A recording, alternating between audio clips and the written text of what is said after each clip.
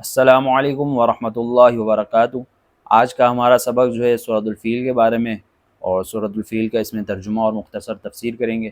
سورۃ الفیل شروع کرنے سے پہلے اس کا واقعہ جو پیش ہے اس کے بارے میں آپ کے سامنے ذکر کر دیں کہ ابرہہ نامی جو ہے یمن کا گورنر تھا، اس نے یمن میں ایک عبادت گاہ بنائی تھی، کنیسہ، کیونکہ عرب لوگ جو ہے حج کے لیے مکہ میں آتے تھے، بیت اللہ شریف کا طواف وغیرہ کرتے، تو اس بات پہ اس نے یمن میں بنایا کہ یمن کے جو لوگ ہیں وہ اس کی عبادت کریں، بیت اللہ کی طرف نہ جائیں۔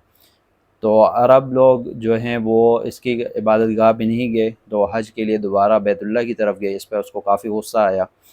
اور دوسرا واقعہ یہ ہوا تھا کہ اس کے جو کنیسہ تھا اس میں عرب کے ایک بندے نے پخانہ کیا تھا، جس پہ اس کو کافی غصہ آیا، اور اس نے فیصلہ کیا کہ میں نعوذ باللہ بیت اللہ شریف کو گرا دوں گا، منہدم کر دوں گا۔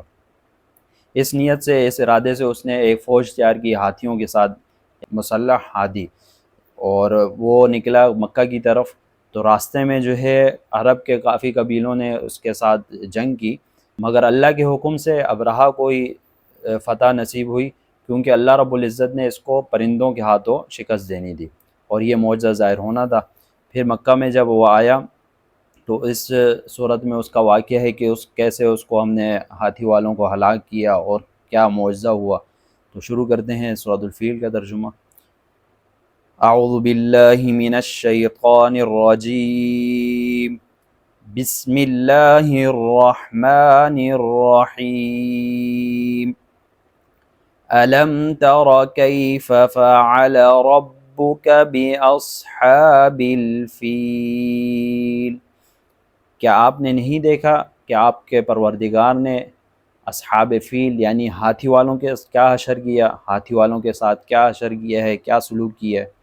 آگے اللہ رب العزت خود بتا رہے ہیں، أَلَمْ يَجْعَلْ كَيْدَهُمْ فِي تَضْلِيلٍ، کیا ہم نے ان کی جو تدابیر تھی یعنی بیت اللہ شریف کو گرانے کی، ان کے جو ارادے تھے ان کو غلط ثابت نہیں کیا، یعنی ان کے جو تدابیریں تھیں ان کو غلط ثابت کیا۔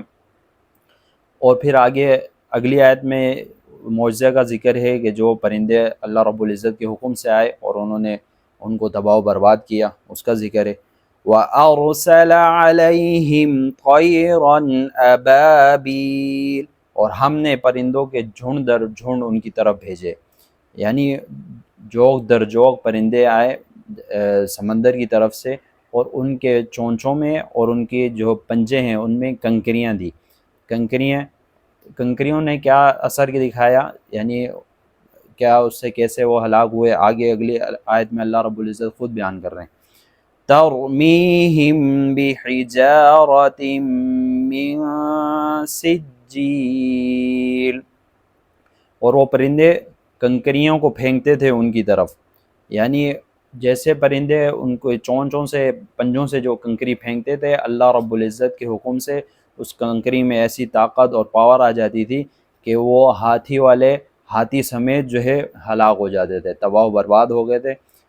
پورا فوج در فوج جو تھی وہ تباہ و برباد ہو گئی تھی۔ اور کیسے تباہ و برباد ہوئی، اللہ رب العزت نے اگلی آیت میں خود وضاحت کی کہ وہ کیسے ہلاک ہوئے، ان کا کیا اثر ہوا۔ فَجَعَلَهُمْ كَعَصْفٍ مَأْكُولٍ، بس ہم نے ان کو کھایا ہوا بھوسے کی طرح کر دیا، یعنی جیسے جانور اپنے بھوسے کو کھا لیتے ہیں، بچہ گوچھا جو بھوسا ہوتا ہے ادھر ادھر بکھرا ہوا، اسی طریقے سے ہاتھی والے اور ہاتھی ہر طرف مردار ہو چکے تھے ان کنکریوں کے ذریعے۔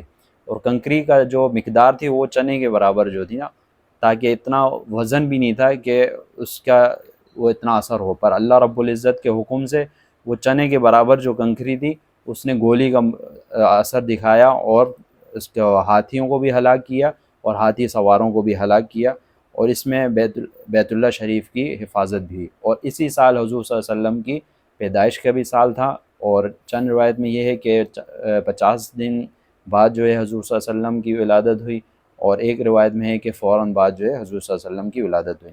امید کرتے ہیں آپ کو سبق سمجھ آیا ہوگا۔ انشاءاللہ ملتے ہیں کسی دوسرے سبق کے ساتھ۔ دعاؤں میں ہمیشہ ہمیں یاد رکھیں۔ فی امان اللہ۔